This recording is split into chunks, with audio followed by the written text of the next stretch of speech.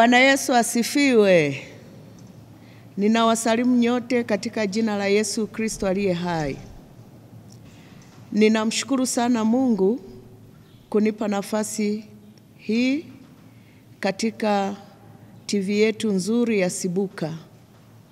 Ni nafasi ya kipekee ambayo Mungu amenipa, na ninawashukuru sana viongozi wangu walioniona na kunipa nafasi hii. Kwa majina yangu naitwa Mwalimu Grace Ackson Mbuba.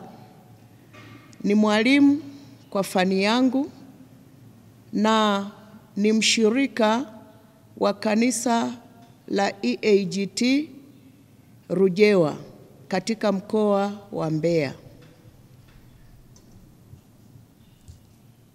Somo langu ambalo nitafundisha leo linasema sifa za mwanamke wa kweli mwenye moyo wa umama. Sifa za mwanamke wa kweli mwenye moyo wa umama. Ndugu msikilizaji wangu wa Sibuka TV, ninapenda kukushirikisha somo hili mwanamke mwenzangu, tuweze kupeana mambo machache yanayohusiana na sifa za mwanamke wa kweli mwenye moyo wa umama. Kabla sijafundisha hilo somo, naomba nimuombe Mungu.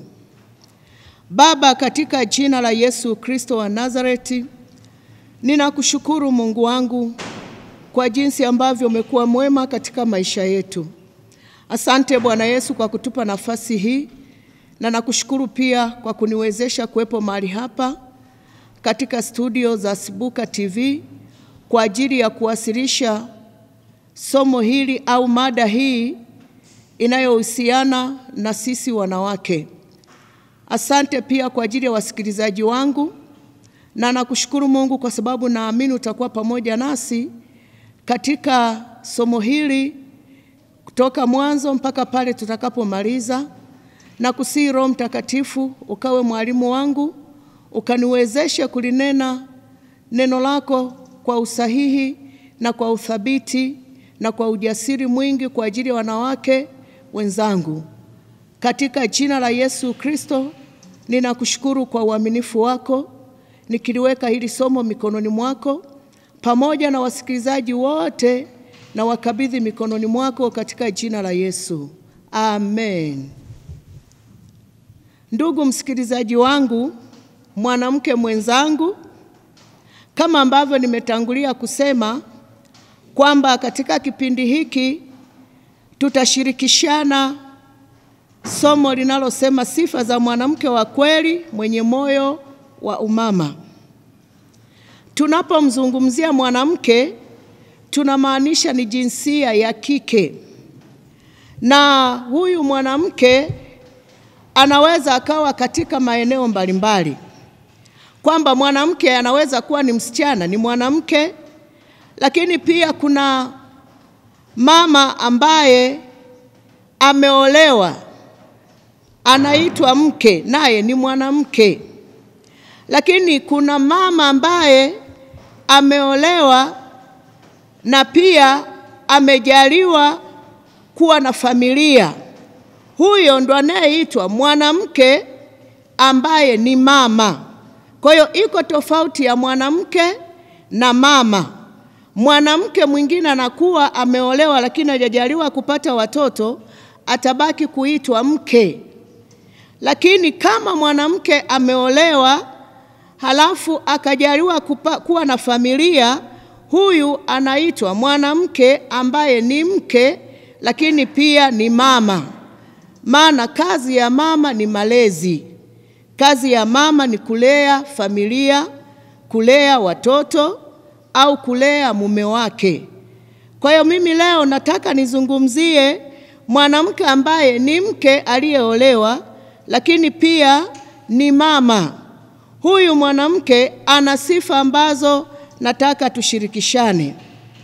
Wakati tukiendelea na hili somo, ndugu msikilizaji wangu wa Sibuka TV, naomba nisome kitabu cha Mithali sura ya 31, nitaanzia mstari wa 10 mpaka ule wa 31.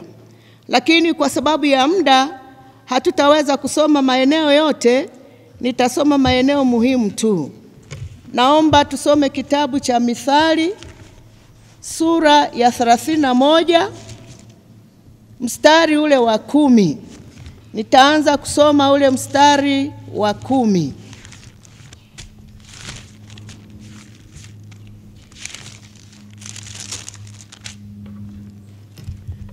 Biblia inasema, mstari wetu wa 10 wa kitabu hiki cha Mithali sura ya 31. Mke mwema ni nani awezaye kumuona? Maana kima chake chapita kima cha marijani. Moyo wa mumewe humwamini, wala hata kosa kupata mapato. Humtendea mema wala si mabaya. Siku zote za maisha yake hutafuta sufu na kitani. Hufanya kazi yake ya mikono kwa moyo. Afanana na merikebu za biashara. Huleta chakula chake kutoka mbali. Tena huamka kabla haujaisha usiku. Huwapa watu wa nyumbani mwake chakula, na wajakazi wake sehemu zao. Huangalia shamba akalinunua. Kwa mapato ya mikono yake hupanda mizabibu. Hujifunga nguvu viunoni kama mshipi. Hutia mikono yake nguvu. Huona kama bidhaa yake ina faida. Taa yake haizimiki usiku. Hutia mikono yake katika kusokota, na mikono yake hushika pia. Huwakunjulia maskini mikono yake. Naam, huwanyoshea wahitaji mikono yake. Hawaofii theluji watu wa nyumbani mwake, maana wote wa nyumbani mwake huvikwa nguo nyekundu. Hujifanyia mazulia ya urembo, mavazi yake ni kitani safi na urujuani. Mume wake hujulikana malangoni, aketipo pamoja na wazee wa nchi. Hufanya nguo za kitani na kuziuza. Huwapa wafanyabiashara mishipi. Nguvu na hadhi ndiyo mavazi yake. Anaucheka wakati ujao. Bwana Yesu asifiwe, ndugu msikilizaji wa Sibuka TV. Kama ambavyo tumesoma kwenye andiko letu la msingi, tunaona hapo zinaelezewa sifa mbalimbali za mwanamke. Huyu mwanamke ambaye anaambiwa ni mwanamke wa kweli mwenye moyo wa umama. Mwanamke wa kweli mwenye moyo wa umama anatofautiana sana na mwanamke wa kawaida. Anatofautiana sana na mwanamke wa kawaida. Mwanamke wa kweli mwenye moyo wa umama kwa kawaida ni mama ambaye amebeba jukumu kubwa katika familia yake, jukumu kubwa katika jamii yake na hata taifa kwa ujumla. Kwa hiyo mwanamke huyu tunayesema mwanamke wa kweli mwenye moyo wa umama ni mama ambaye anajitambua na anaijua nafasi yake, kwamba kama mama wa familia anayo majukumu, anayo mambo anayotakiwa kuyatekeleza na kuyafanya kama mwanamke, na kama heshima aliyopewa na Mungu ya kuitwa mwanamke. Mwanamke ni utukufu wa mwanaume kwa sababu ametoka kwenye ubavu wake.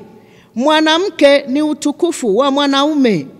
Mwanamke anapokuwepo kwenye familia, ile familia inakuwa na uhai. Ile familia inakuwa na uzima. Ile familia inakuwa na afya nzuri ya kiroho na hata maisha kwa ujumla. Mahali palipo na mwanamke, tunaona kabisa ile nyumba inakuwa ni tofauti sana na nyumba ambayo haina mwanamke. Kwa hiyo mwanamke ni mtu wa muhimu sana, ni chombo cha kufaa sana. Na hivyo huyu mwanamke akijitambua, akitambua nafasi yake vizuri, akaisimamia vizuri, lazima utaona kwamba ile nyumba panaitwa ni mahali pa furaha, mahali pa amani, mahali ambapo siku zote pana kicheko. Kwa hiyo huyu mwanamke wa kweli mwenye moyo wa umama ni mwanamke ambaye katika jamii anatakiwa kuwepo, maana ni mwanamke wa muhimu. Nimesema kwamba mwanamke huyu mwenye moyo wa umama anatofautiana na mwanamke wa kawaida. Wapo wanawake wengine wameolewa ndio, lakini hawajawahi kujaliwa kuwa na watoto. Kwa hiyo majukumu ya malezi wakati mwingine, labda malezi ya watoto wanaweza wasiyajue sana. Lakini ana mume, lakini bado atabaki kuwa ni mwanamke wa kweli mwenye moyo wa umama anapokuwa anazingatia jukumu la malezi. Bwana Yesu asifiwe. Msikilizaji wangu wa Sibuka TV, mwanamke huyu awe amebarikiwa kupata watoto au hajabarikiwa kupata watoto, lazima awe na sifa zifuatazo. Nitazifafanua hizi sifa kwa kifupi ili pia twende na muda wetu tulionao. Sifa ya kwanza ya huyu mwanamke wa kweli mwenye moyo wa umama, ana upendo wa kweli kwa watu wa nyumbani mwake, yaani si mbaguzi hata kidogo. Huyu mwanamke ambaye ni wa kweli na ana moyo wa umama, ana upendo wa kweli kwa watu wa nyumbani mwake, yaani si mbaguzi hata kidogo, na daima huifanya familia yake kuwa kipaumbele, na pia hutumika kama daraja kuunganisha familia zote mbili. Kwa tunaona ya kwamba huyu mwanamke ambaye ana sifa ya kuwa mwanamke wa kweli na mwenye moyo wa umama, mwanamke ambaye anajua kwamba mimi kwenye hii familia nimekuja kwa ajili ya kuleta usalama. Kwa hiyo huyu mwanamke utamuona kwenye familia yake amekuwa ni nguzo na egemeo. Watu wa nyumbani mwake wanamfurahia. Kama tulivyosoma andiko letu la msingi, anasema mwanamke mwema nani awezaye kumuona? Huyu mwanamke kima chake chapita kima cha marijani. Marijani ni aina fulani ya madini ambayo yana thamani kubwa sana. Lakini huyu mwanamke anapita hicho kima cha hayo marijani yenye thamani hiyo kubwa sana. Manake huyu mwanamke tunamuona mtumishi wa Mungu Mfalme Sulemani alimchunguza, akamwangalia, akaona huyu mwanamke ni mwanamke wa ajabu, ana vitu vya thamani, ana vito vya thamani, amejaa mambo makubwa mazuri ya kufurahisha. Akamlinganisha na kile kito kinachoitwa marijani, ambacho ni kito cha thamani kupita hata dhahabu, kupita hata pengine shaba. Akaona huyu mwanamke ni mwanamke ambaye kwa kweli kima chake ni kikubwa na thamani yake ni kubwa. Akasema kwa nini? Kwa sababu huyu mwanamke ana upendo wa kweli, ana upendo wa dhati, anaipenda familia yake, anawapenda watoto wake, anampenda mume wake, lakini pia anawapenda ndugu wa pande zote mbili. Kama ni ndugu wa mume anawapenda, kama ni ndugu wa kwake anawapenda. Yeye huyu mwanamke anafanyika ni daraja, hawezi kuonyesha ubaguzi wowote. Wanapokuja ndugu wa mume wake anawapokea vizuri, anawakarimu vizuri, anawahudumia vizuri, hawezi kuonyesha ubaguzi wowote. Huyu ndo mwanamke anayeitwa mwanamke wa kweli mwenye sifa ya umama ndani yake. Ni mwanamke ambaye anatambua kwamba hapa nilipo nimeletwa kuja kufanyika kuwa mpatanishi na kuwa kiunganishi cha familia. Lazima aunganishe familia zote mbili, familia ya kwake na familia ya mume wake. Atahakikisha kwamba mara zote watu wanaofika nyumbani mwake wanaona nyumbani kwake kama ni paradiso, kama ni peponi, kama ni mahali ambapo ni mahali pa kukaa na kustarehe. Watu wote wanaofika kwenye nyumba yake hawaoni tabu ya kukaa, maana anawahudumia vizuri, anawapenda, anatumia lugha nzuri, anajali maisha yao, anajali mahitaji yao, anajali shida zao. Kwa hiyo sifa ya kwanza kabisa ya mwanamke ambaye ni mwanamke wa kweli mwenye moyo wa umama, lazima ahakikishe kwamba anakuwa ni daraja la kuunganisha familia zote mbili, familia ya kwake na familia ya mume wake, kwa kuwatendea mema na kufanya mambo yanayostahili kama mwanamke. Bwana Yesu asifiwe. Msikilizaji wangu, ndugu msikilizaji wangu wa Sibuka TV, niendelee kujadili huyu mwanamke wa kweli ambaye ana sifa ya umama. Mwanamke wa kweli mwenye sifa ya umama au mwenye moyo wa umama. Maana inawezekana kabisa ukawa mwanamke lakini huna moyo wa umama. Kuwa na moyo wa umama ni kuwa na moyo wa uwajibikaji, moyo wa huruma, moyo wa upole, moyo wa kujali watu wengine, moyo wa kusikiliza shida za watu wengine, moyo wa kuwa tayari kupokea matatizo ya watu na kuyachukua kama ya kwako. Kwa hiyo huyu mwanamke wa kweli mwenye moyo wa umama atakuwa na hizo sifa ambazo ninazielezea, kwamba ni mwanamke ambaye anajali sana watu wote, hana ubaguzi wowote, habagui kwa sababu ya elimu au kwa sababu ya kipato au kwa sababu ya hali yoyote. Anawajali wote, anawapenda wote, yuko tayari kusikiliza matatizo ya watu, na yuko tayari kubeba shida za watu, na yuko tayari kuchukua mizigo ya watu kama ya kwake ili aweze kuwasaidia. Kwa tunaona kwamba sifa yetu ya kwanza ya mwanamke wa kweli mwenye moyo wa umama, ana upendo wa kweli.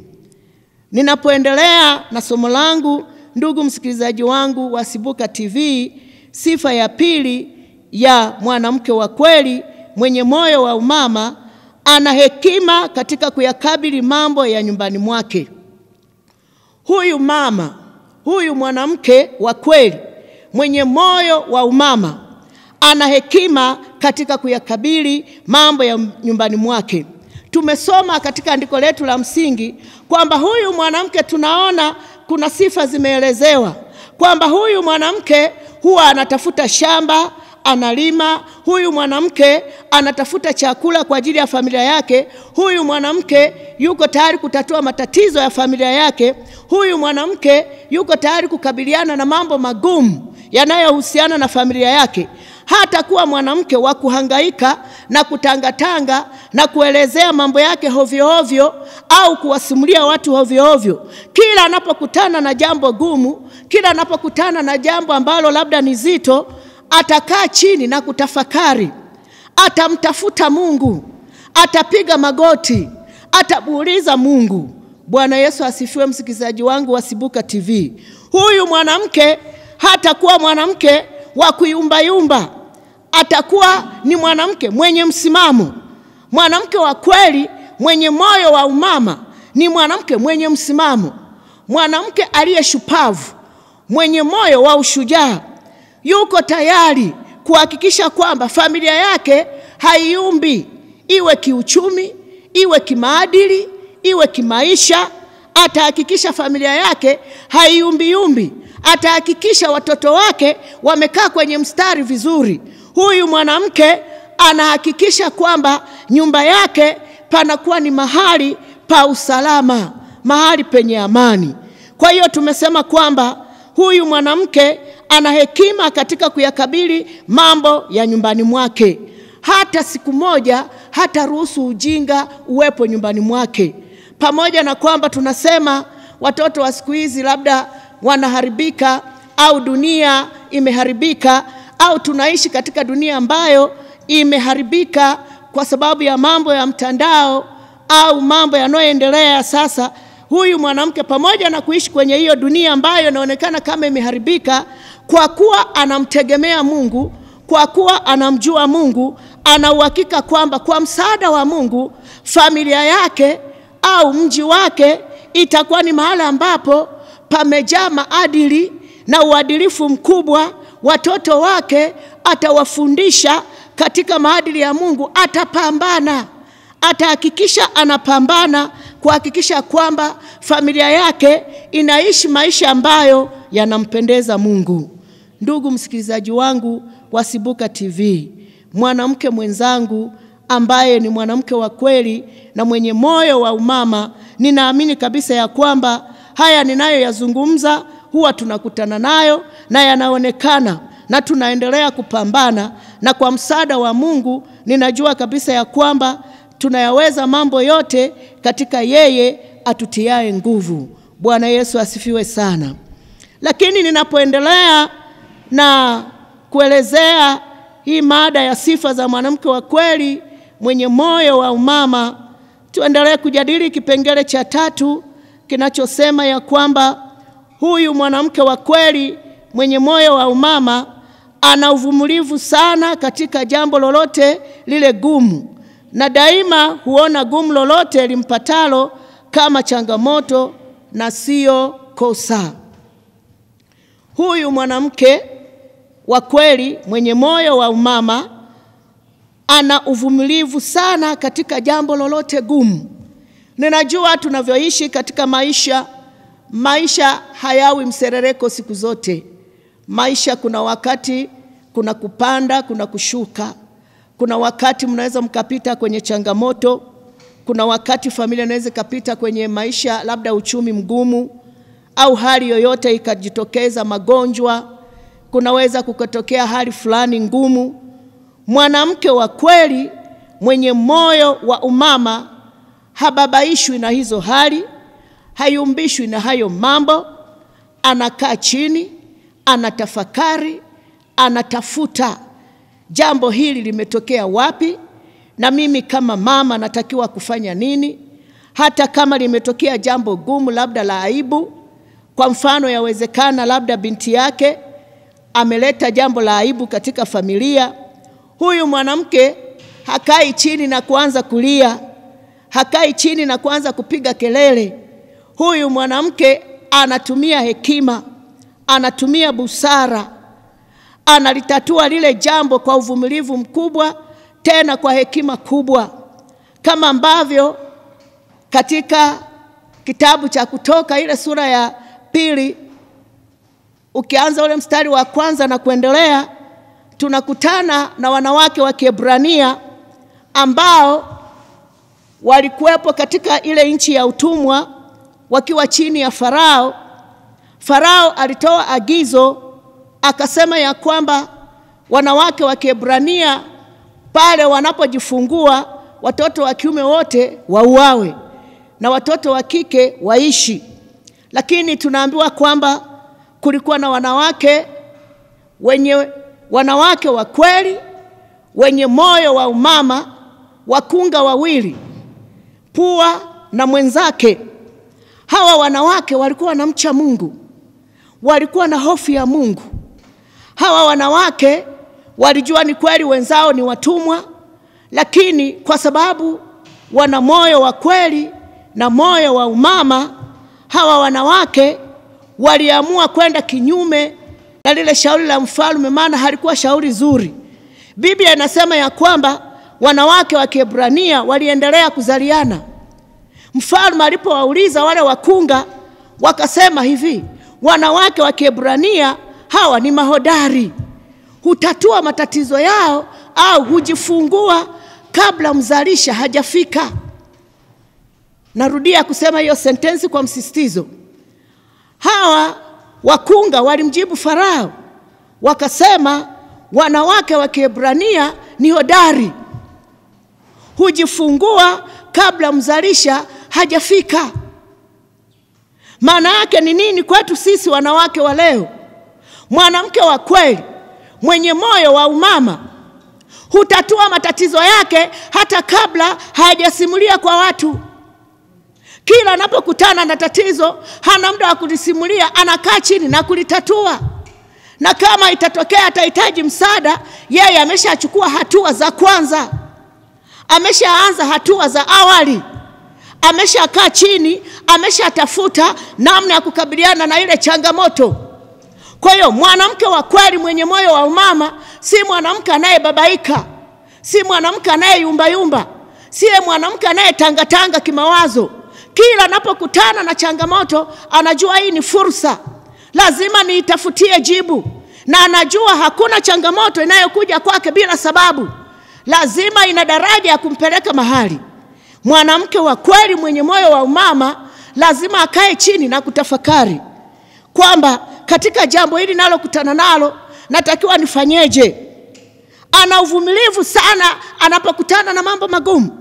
Kwa mfano tuchukue labda mwanamke anapitia changamoto ya ndoa, mume wake ana michepuko huko nje, au mume wake ni msumbufu, labda hajali familia yule mwanaume, labda hajali hata kutunza familia. Huyu mwanaume akiondoka anakokwenda huko anajijali mwenyewe, hashughuliki na familia kwamba imekula, familia ya watoto wanahitaji kusoma, au familia ya watoto wanahitaji mavazi. Huyu mwanamke ana mume ambaye hayo yote hakumbuki. Mwanamke huyu hata kaa chini kuanza kusimulia matatizo ya nyumba yake, anatafuta kuificha aibu ya nyumba yake. Mwanamke wa kweli mwenye moyo wa umama, tunaposema ni mvumilivu, anakwenda na lile jambo kwa umakini mkubwa ili asitoe siri za nyumba yake nje, wala asilete aibu kwenye familia. Atakuwa tayari, na ndio maana tumesoma kwenye Mithali, anasema huyu mwanamke huenda kutafuta shamba, mikono yake inashika kusokota, anaamka kabla usiku haujaisha, anahakikisha anasuka mikeka, anafuma vitambaa. Huyu mwanamke atakuwa tayari kuanzisha mradi, huyu mwanamke atakuwa tayari kufuga mifugo, ili mradi tu hakikishe nyumba yake haikosi chakula, hata kama mume wake hana uwezo wa kuleta au hayo mahitaji, au mume wake labda amekengeuka.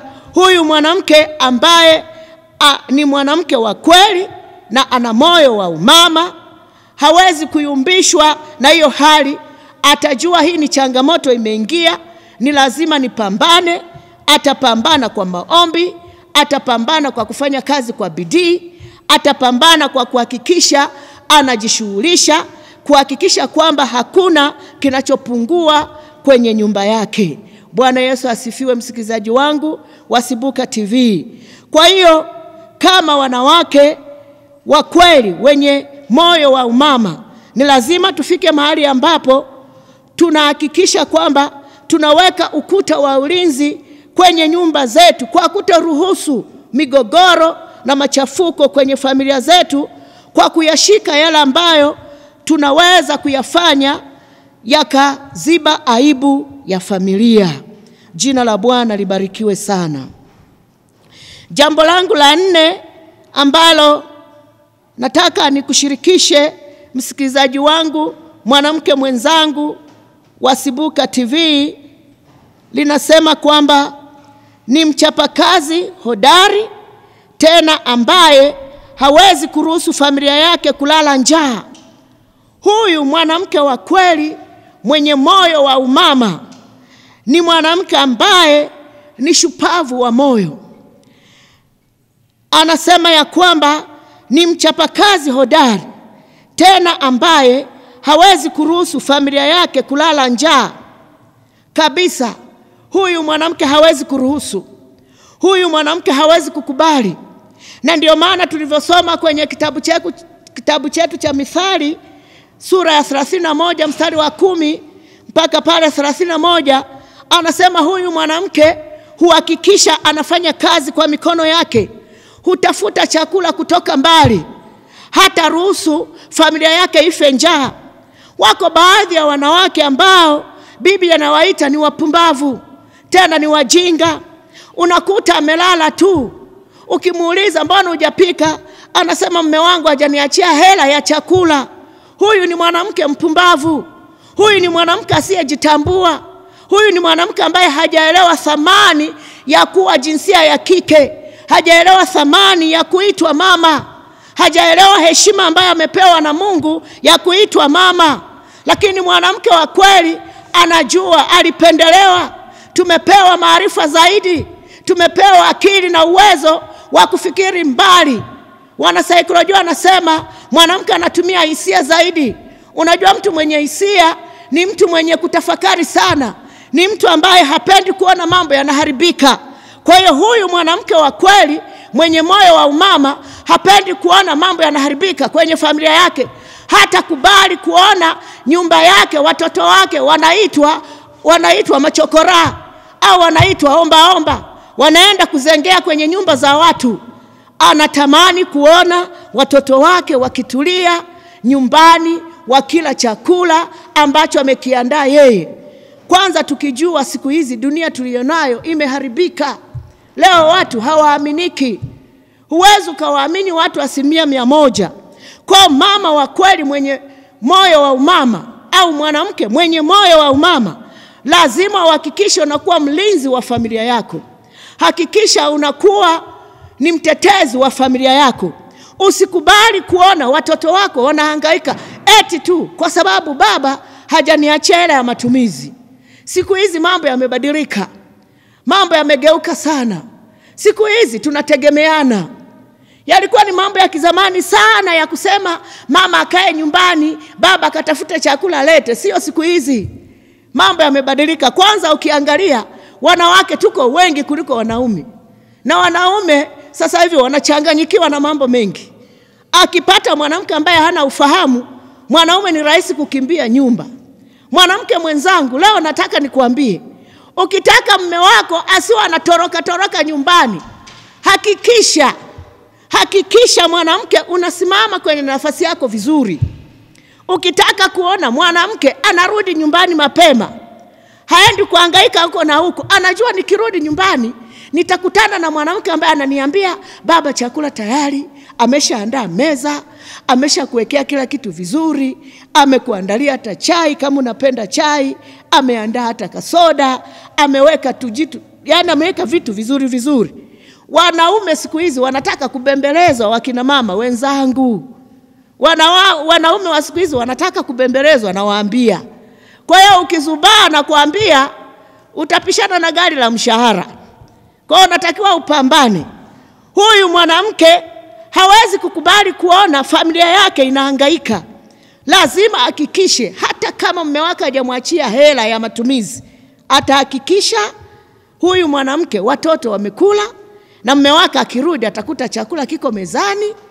Mume wake akirudi atakuta nyumbani pamekaa vizuri.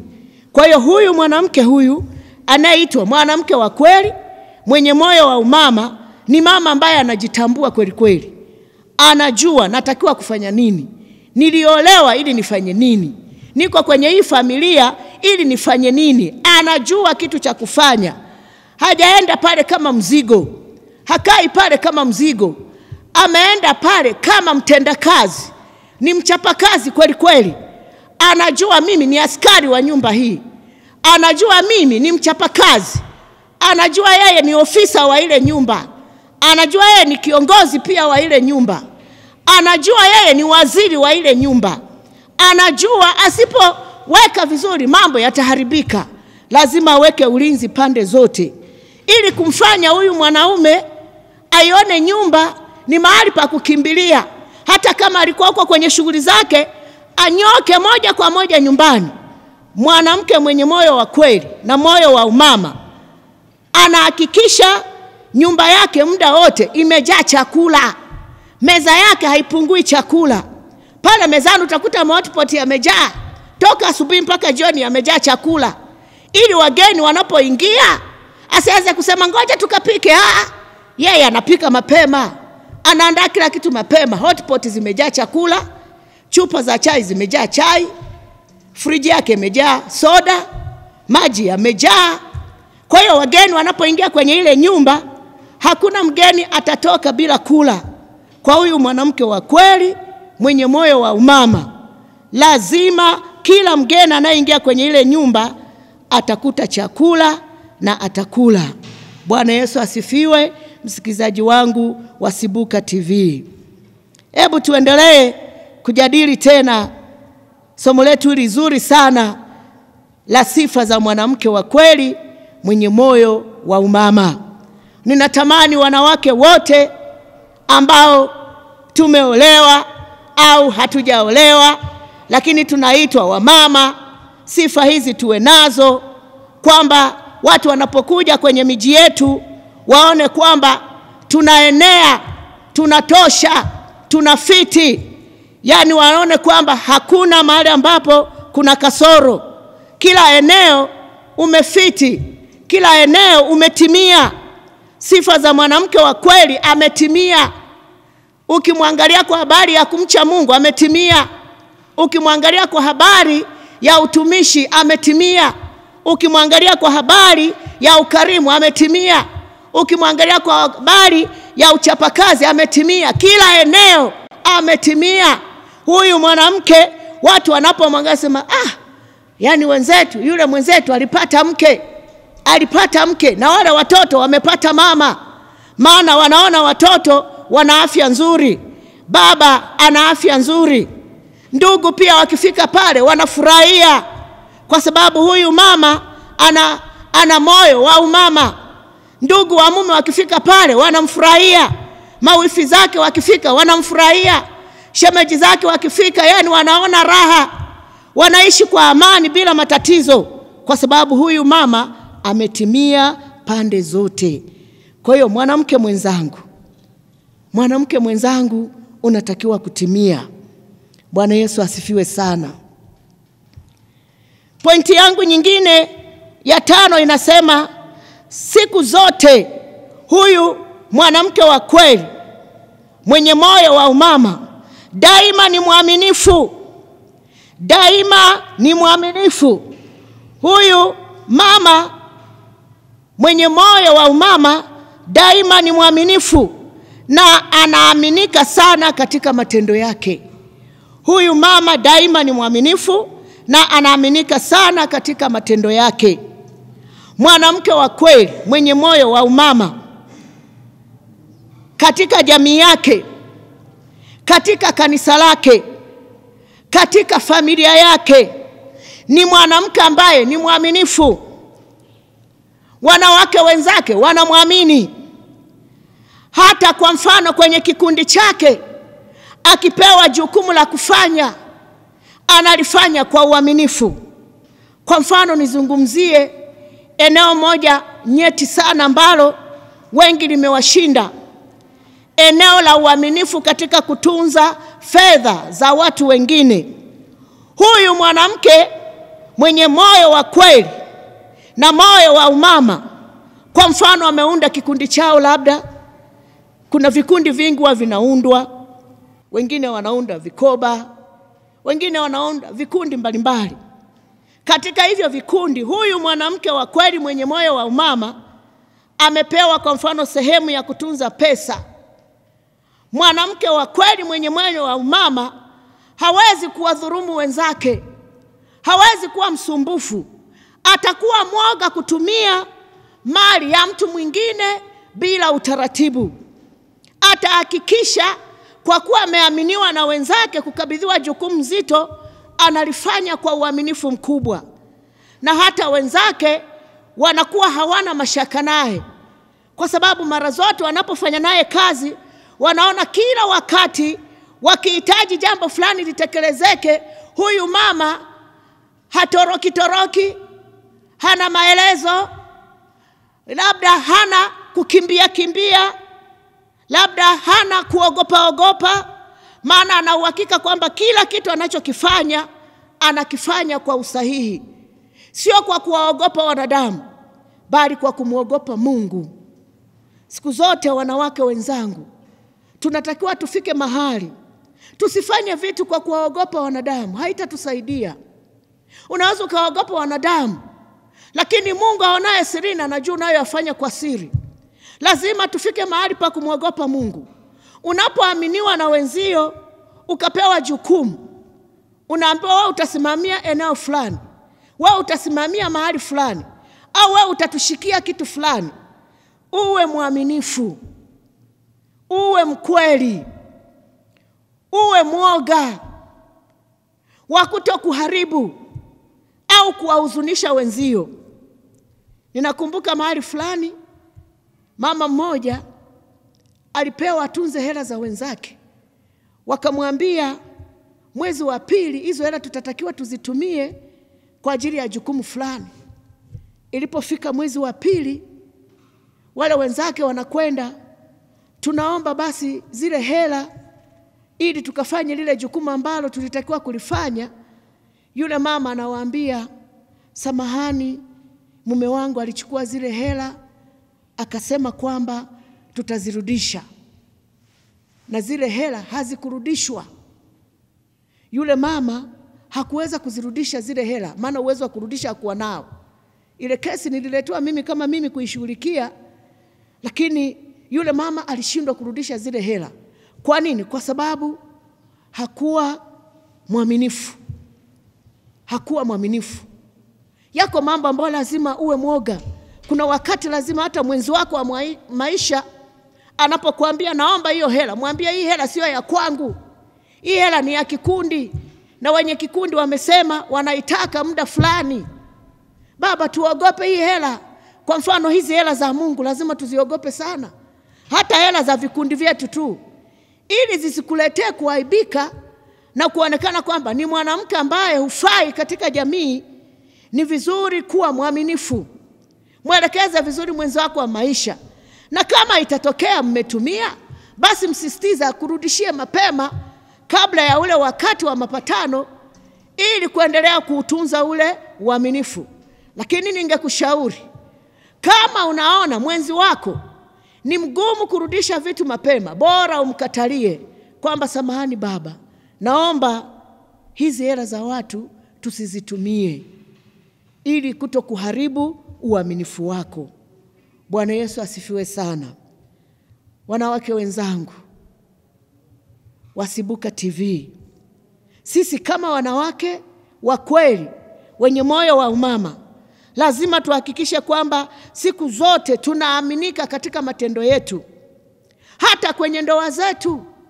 Mwanamke wa kweli mwenye moyo wa umama anaaminika. Biblia imesema mume wake humwamini.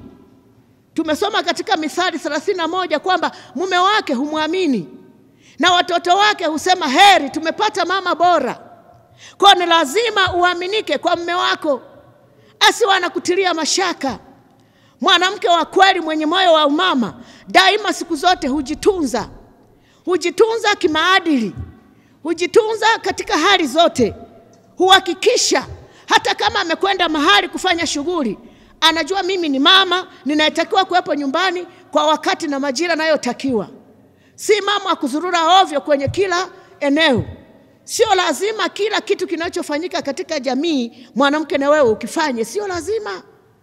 Lazima ujifunze kusema hapana kwenye mambo fulani ambayo naona haya yataharibu familia yangu, yataharibu ushuhuda wangu, yataharibu hata heshima yangu, yataharibu pengine hata vile ninavyojulikana katika jamii. Sio kila kitu kinachofanyika katika jamii lazima mwanamke ukifanye. Huyu mwanamke wa kweli mwenye moyo wa umama ni mama anayechuja. Hakubaliani na kila kitu, hafanyi kila kitu. Anaangalia mambo ya msingi, mambo ya maana, mambo ambayo yanaleta heshima katika maisha yake, hata katika familia yake. Kwa ni mwanamke ambaye anaaminika sana kwa matendo yake. Watu wanamwamini, utasikia anasema yule fulani ukiweka kitu kwake uwe na uhakika utakikuta. Yule ni mwaminifu, hawezi kukudhulumu. Yule mama hata akikopa hela kwako ni mwaminifu. Leo wanawake wameingia kwenye mikopo mingi mpaka wamesababisha hata nyumba zinauzwa, kwa sababu huyu mwanamke si mwaminifu. Anafanya vitu kwa siri hata bila kumshirikisha mume wake. Mume wake anashangaa tu, watu wa benki wanakuja wanasema bwana, hii nyumba inapigwa mnada, mke wako alikopa. Huyu mwanamke manake sio mwanamke mwaminifu. Hana moyo wa umama, hana roho ya umama. Roho ya umama ni roho ya huruma, ni roho inayojali, ni roho ambayo inatamani mambo yasiharibike, inatamani kutunza utakatifu na kutunza heshima ya nyumba. Inatamani kuona kwamba nyumbani panakuwa ni mahali penye usalama, hapana migogoro, hapana machafuko, wala hapana changamoto ambazo zinaweza kuzuilika. Kwa hiyo huyu mama ambaye anaitwa ni mama wa kweli mwenye moyo wa umama, hata akichukua kitu kwa mtu anakumbuka kurudisha mapema. Akikopa hela kwa mtu anakumbuka kurudisha mapema. Wako wa mama ni wepesi kukopa, lakini kurudisha mpaka mnafika watu wanafikishana hata mahakamani, wanapelekeana hata kwenye mabaraza, hata kwenye vikao, wanakalishana kwa sababu huyu mama alichukua hela ya mwenzake au amechukua kitu cha mwenzake, hataki kurudisha mapema. Lakini mwanamke ambaye ana moyo wa umama, akichukua kitu cha mwenzake, akiazima kitu cha mwenzake, anahakikisha anakitunza vizuri. Kama alivyokichukua vile vile kikiwa kizuri, anakirudisha vizuri ili aweze kuendelea kuaminika. Huyu mama anaaminika katika matendo, katika jamii yake. Kunapokuwepo na shughuli za kijamii, wanajua mama mwepesi, mama wa haraka, kuchukua mambo kwa haraka na kuyashughulikia kwa haraka ni mama fulani. Kwa hiyo nakuta katika ile jamii watu wanakuamini na pia wanakutegemea na wako tayari kukutumia hata katika shughuli mbalimbali, maana wanajua unazifanya kwa ufanisi mkubwa, tena kwa ubora mkubwa, unaaminika. Kwa hiyo mwanamke mwenzangu, mama mwenye moyo wa umama, natamani sana tuaminike katika jamii. Jamii inayotuzunguka, hata wazazi wetu watuamini, jamaa yetu ituamini, ndugu zetu watuamini kwamba sisi tunaweza kuwa baraka na msaada wakati wa mahitaji na wakati wa shida, wakati wowote wanapokutana na matatizo, kwamba wanaweza wakatukimbilia na sisi tukawa sababu ya kuwa suluhisho ya matatizo yao. Ndugu msikilizaji wangu wa Sibuka TV, kwa hiyo tunasema ya kwamba mwanamke wa kweli mwenye moyo wa umama daima ni mwaminifu. Lakini vile vile nikiendelea kujadili hii mada, ninasema kwamba huyu mwanamke wa kweli mwenye moyo wa umama siku zote huamka wa kwanza nyumbani na hulala wa mwisho. Mwanamke wa kweli mwenye moyo wa umama siku zote huamka wa kwanza nyumbani na hulala wa mwisho. Ninajua ninapozungumzia kipengele hiki, nafahamu kabisa kwamba wamama kulingana na umri unavyokwenda, tunao wanawake ambao sasa wameshavuka umri, wana umri mkubwa, wengine wana umri wa kati, wengine bado wana umri wa ujana, pia ni wanawake ambao bado damu zinachemka. Wako wanawake ambao sasa tunasema wamezeeka. Yawezekana kabisa huyu mama katika umri wa miaka 70, 80, 90 asiwe na uwezo tena wa kuamka mapema kama alivyokuwa anafanya akiwa katika umri wa ujana, au umri bado tunasema ana nguvu. Lakini nazungumza kwa ujumla wake kwamba mwanamke yeyote ambaye ni wa kweli, anayetambua wajibu wake, kazi zake, shughuli zake, jukumu alilonalo katika familia, anajua kabisa ya kwamba anatakiwa kuamka mapema, kuhakikisha kwamba anakuwa ni mama ambaye nyumbani kwake, hata kama ana wafanyakazi, hata kama ana mabinti wakubwa au vijana ambao anawatumia katika shughuli mbalimbali, akilala tu akiamini ya kwamba kule kazi zinafanyika bila kuzikagua au kuzifuatilia, unaweza kukuta kuna vitu vingine vinaharibika. Kwa hiyo mwanamke wa kweli, pamoja na kwamba atakuwa na wafanyakazi, pamoja na kwamba atakuwa labda na vijana wa kiume na wa kike wakubwa, bado atawajibika kuamka, hata kama yeye mwenyewe labda hatafanya. Kuna watu wanafanya zile kazi, kuna watu wanafagia, kuna watu wanapika, labda kuna watu wanalisha mifugo na kadhalika, lakini bado anatakiwa kuamka ili kufuatilia kuona zile shughuli kama zinafanyika kwa ufanisi, kama zinafanyika kama ambavyo zinatakiwa, ili kitu chochote kisiharibike katika nyumba yake. Tunajua tunapokuwa tunafanya shughuli za utafutaji tunatumia gharama kubwa.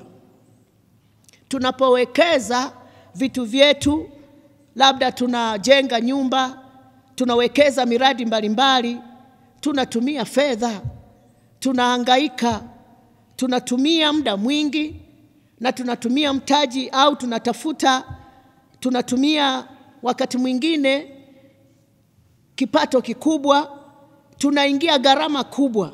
Sasa kama umeingia gharama kubwa kuwekeza vitu nyumbani, kwa mfano umefuga mifugo, labda umefuga ng'ombe, nguruwe, kuku na kadhalika, lakini pia yamkini umewekeza una duka, umejenga mji na una vitu mbalimbali vingi unavyovifanya. Vile vitu vinahitaji ufuatiliaji. Huyu mwanamke wa kweli mwenye moyo wa umama lazima awe na moyo wa ufuatiliaji. Na katika kufuatilia, huwezi ukafuatilia umelala kitandani mpaka saa 4, alafu tu unapiga simu nasema, "We, ng'ombe wamekula?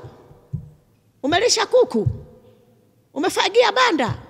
Huwezi ukafanya hivyo kama unataka kuona maendeleo na ufanisi mkubwa wa shughuli zinazofanyika kwenye nyumba yako au kwenye familia yako. Huyu mwanamke lazima awe na tabia ya kuamka mapema, lakini pia anakuwa na tabia ya kulala mwisho. Kwa nini alale mwisho? Ahakikishe kila kitu kimekaa sawa. Je, watoto wote wamelala vyumbani mwao? Je, kila kitu kimekaa mahali pake? Vitu vyote vimeingia? Milango imefungwa? Madirisha yamefungwa? Unaweza ukakuta usipokagua na kuangalia kinachoendelea nyumbani mwako, usiku mnaenda kulala hujakagua madirisha, unaweza ukashangaa ukaruhusu hata wezi wakaiba kwa sababu hukukagua. Kwa hiyo huyu mwanamke wa kweli ni mwanamke ambaye ni makini kweli kweli, na anahakikisha kwamba kabla ya kwenda kulala amekagua kila kitu.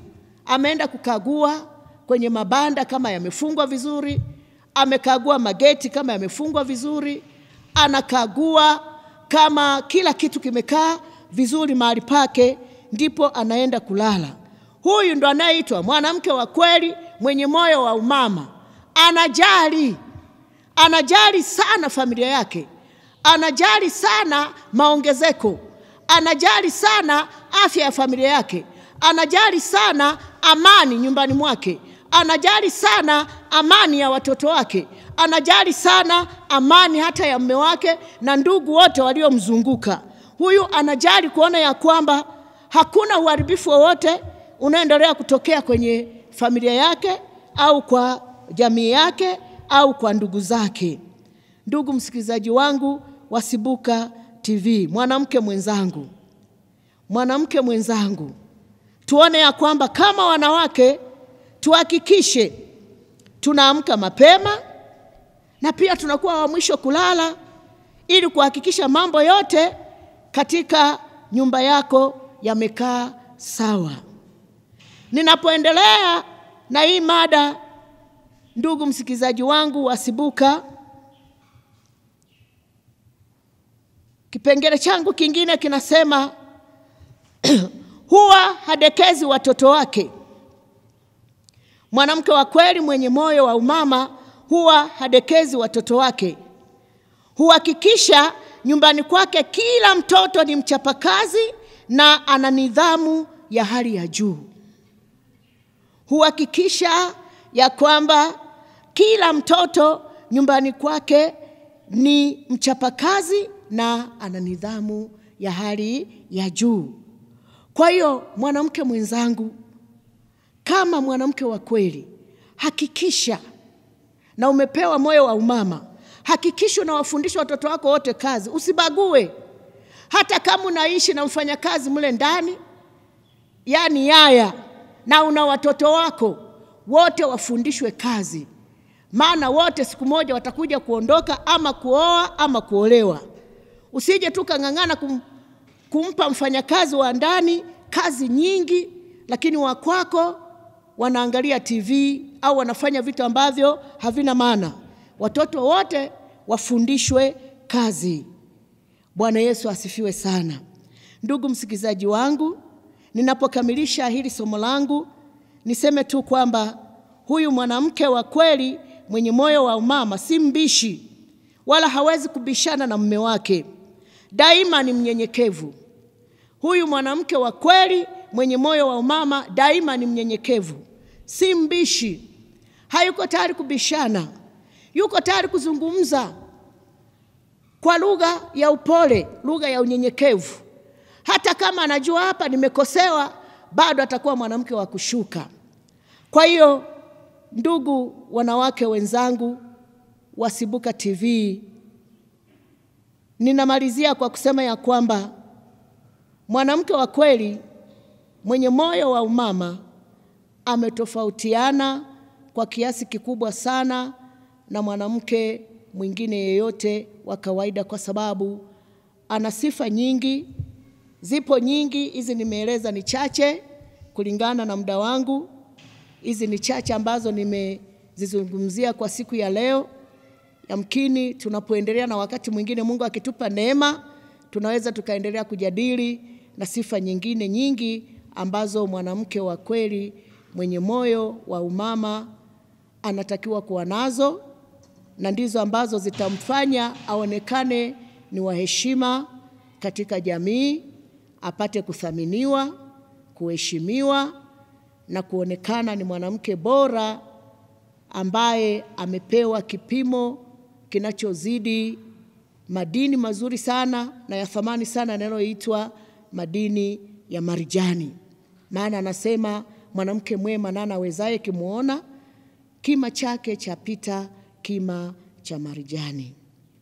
Asanteni sana kwa kunisikiliza na Mungu awabariki. Naomba tu nirudie kutamka majina yangu, pia niwape na namba yangu ya simu. Nisema majina yangu, naitwa Mwalimu Grace Mbuba, Grace Ackson Mbuba. Ninatoka katika kanisa la EAGT Rujewa ambalo liko katika wilaya ya Mbarali, mkoa wa Mbeya. Namba yangu ya simu ni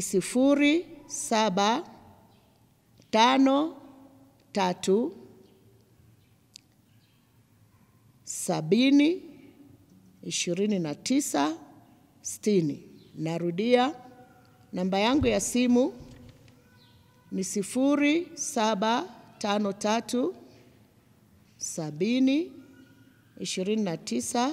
0753702960. Mungu awabariki.